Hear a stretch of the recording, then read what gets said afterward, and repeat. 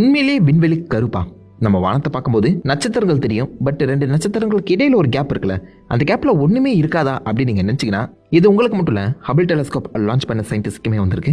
Hubble telescope லென்ஸ்ல ஏதாவது scratches இருக்கா, இல்ல அதுல ஏதாவது டஸ்ட் படிச்சிருக்கா, ஒழுங்கா அது ஃபோக்கஸ் ஆகுதா அப்படின்னு சொல்லி பார்க்கறதுக்காக ஹபிள் டெலஸ்கோப்பை 1995 ஒரு இருட்டான இடத்தை நோக்கி ஃபோக்கஸ் பண்றாங்க. அது ரொம்ப குட்டி இடம் தான். எந்த அளவுக்கு குட்டினா, உங்க சுண்டு விரல் நகைக்கண்ணை 1 லென்த்துக்கு நீட்டி அந்த நகைக்கண் மறைக்கிற அந்த இடத்த மட்டும் தான் ஹபிள் டெலஸ்கோப் வச்சு ஃபோக்கஸ் பண்றாங்க.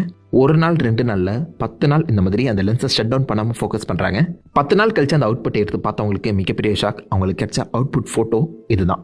இங்க பார்க்குற ஒவ்வொரு டாட்டுமே ஒவ்வொரு கேலக்சிஸ் பேரடைகள். அதாவது நம்ம பூமி சூரிய குடும்பத்தில் இருக்கு. சூரிய குடும்பமே மில்கிவே கேலக்சியில தான் இருக்கு. இந்த மாதிரி இங்க நீங்க பார்க்குற ஒவ்வொரு டாட்டுமே ஒவ்வொரு கேலக்சிஸ், ஆயிரக்கணக்கான கேலக்சிஸ் கிடைச்சிருக்கு.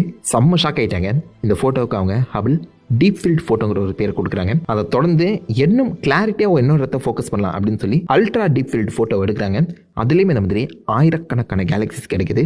இதை வச்சு தோராயமாக கணக்கு பண்ணி பார்க்கும்போது இந்த இடத்துல மில்லியன் கிடையாது, பில்லியன் கிடையாது, ட்ரில்லியன் கேலக்சிஸ் இருக்கலாங்கிற மாதிரி எண்ணப்படுது.